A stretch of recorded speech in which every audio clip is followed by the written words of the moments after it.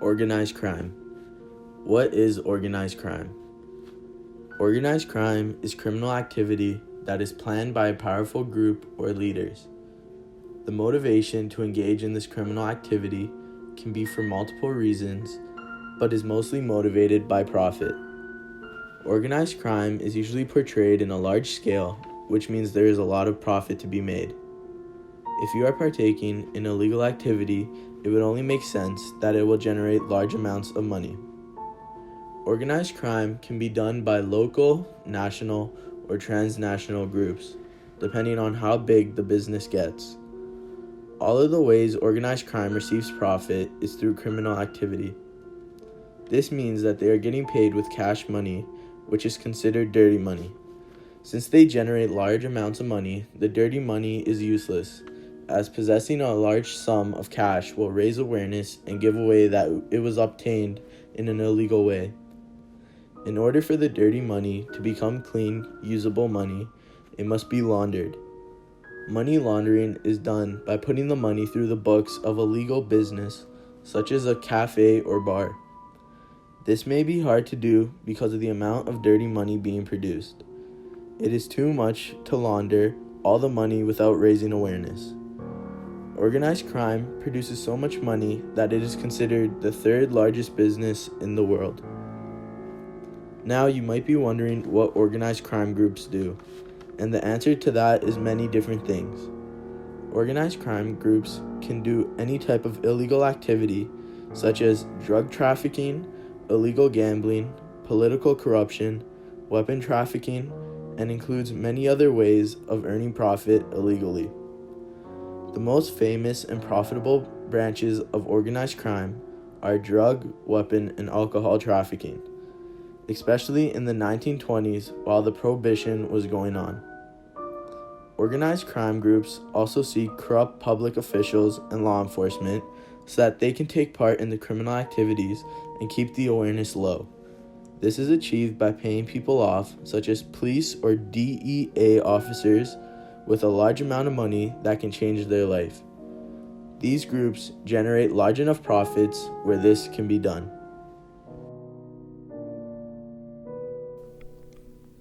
There were reasons for this significant increase in organized crime in 1920s America.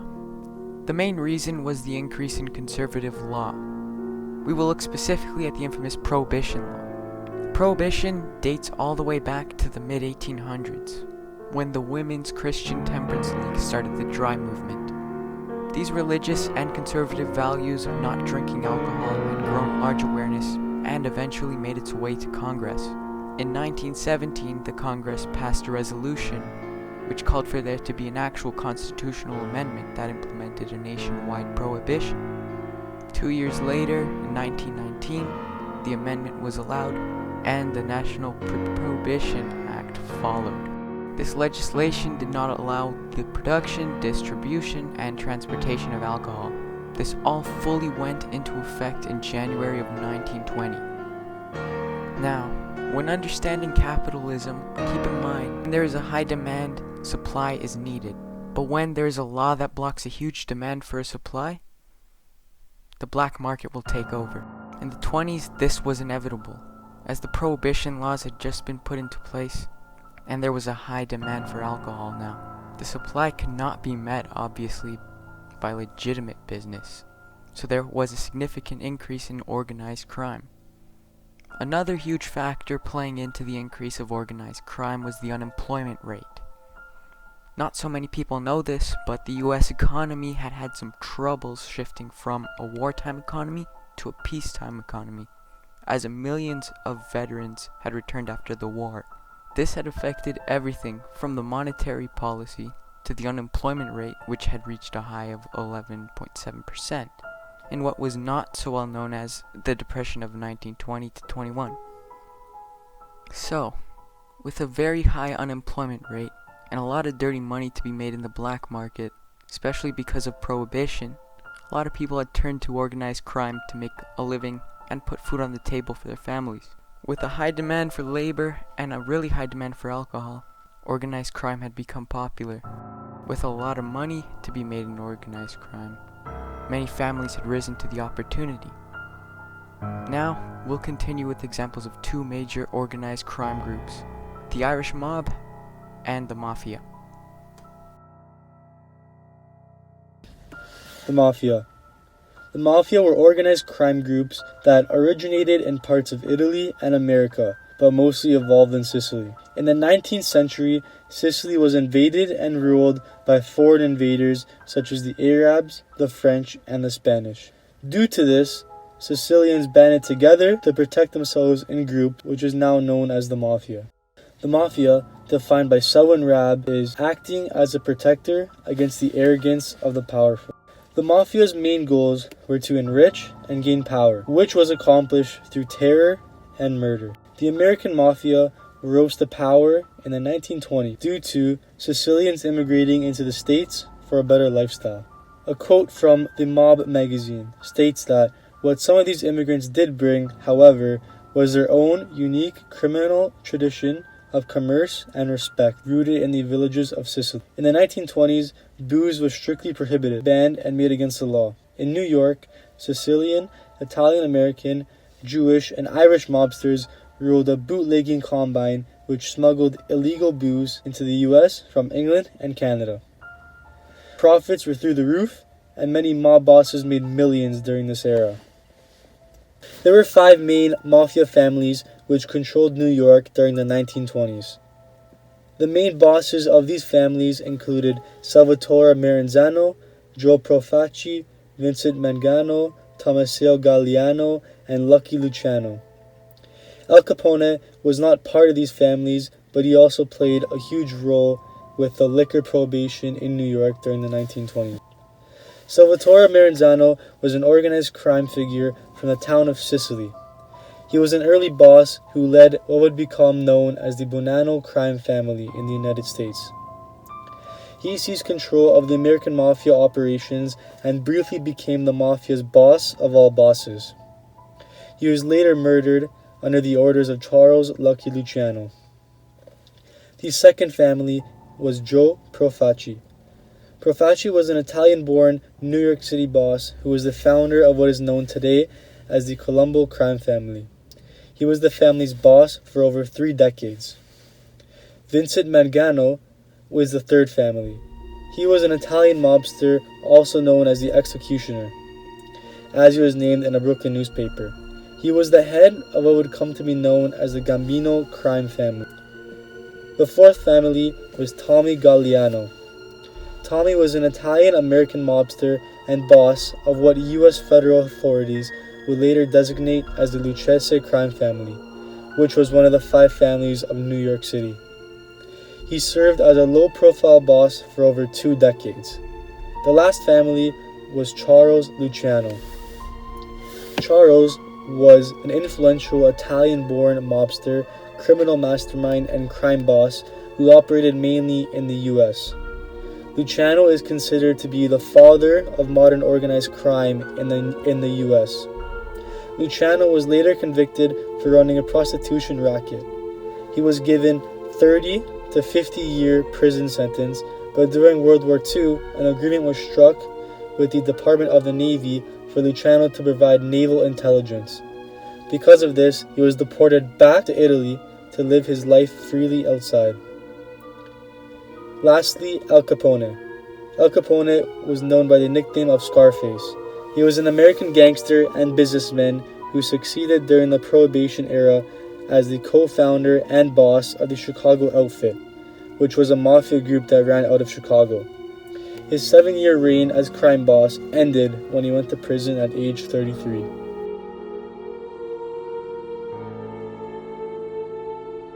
The Irish Mob is an organized crime group located all over the United States and has been in existence since the early 19th century. Most of the mobsters came during the mass immigration of 4 million Irish men and women, mostly coming from Dublin and Limerick. The Irish Mob has appeared in most major U.S. cities, including Boston, New York City, Philadelphia, and Chicago. By the early 1920s, profits from illegal production and trafficking of liquor were so enormous that gangsters learned to be more organized than ever, employing lawyers, accountants, brewmasters, boat captains, truckers, warehouse workers, and armed thugs, known as torpedoes, who were used to intimidate, injure, bomb, or kill their competition. They bought breweries that closed because of Prohibition and hired experienced brewers. They ran boats out into oceans and lakes to buy liquor from Great Britain and Canada, leading to the term rum running. More than 1,000 people were killed in New York alone in mob clashes during Prohibition. During the early years of Prohibition, Big Bill Dwyer emerged among many in New York's underworld as a leading bootlegger.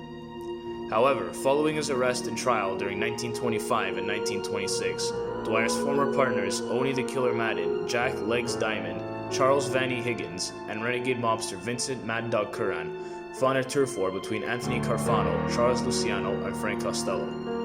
All those men played a large part in the Prohibition Wars between the Irish and the Italians, but the man who stood above them all was Dean O'Banion. Dean O'Banion was Al Capone's main rival and the founder of the North Side Gang, which ran from 1919 to 1935.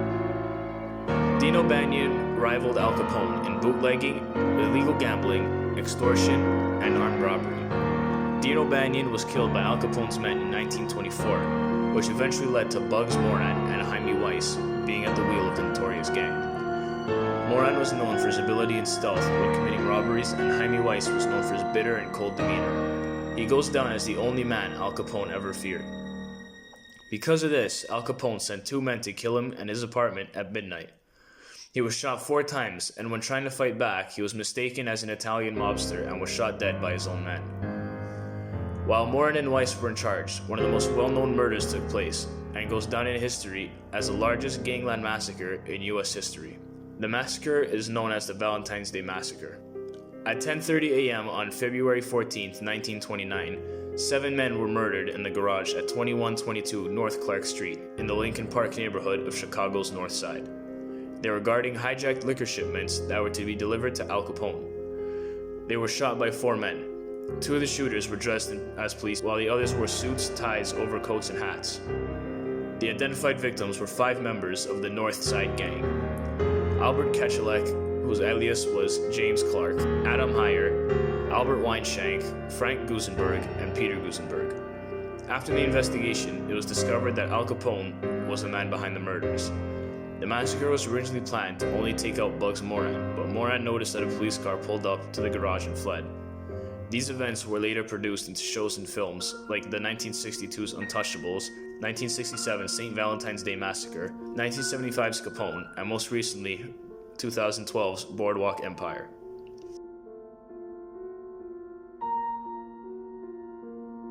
Organized crime in The Great Gatsby. Throughout the novel, there are indications that give the impression of Gatsby having some involvement in organized crime. There are 3 main questions that ask if and or how The Great Gatsby relates to organized crime, which are: is there any real relationship between Gatsby and organized crime? If yes, how was Gatsby involved and what was his role? And finally, where and how did Gatsby obtain his riches? Gatsby's relationship to organized crime. Gatsby is known for throwing huge, lavish, and elegant parties for people to come to and enjoy. One of the things that Gatsby's parties are known for is the booze.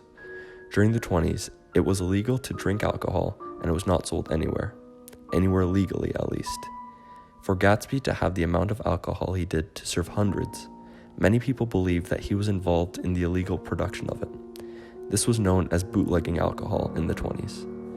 In the 20s, Chicago was the organized crime capital of the world. Gatsby is interrupted a number of times in the novel to take phone calls. On the other end of said calls were people in Chicago. These people must have been pretty important to grab the attention of Gatsby and take him away from what he is doing. One of the calls between Gatsby and Chicago was overheard by Nick.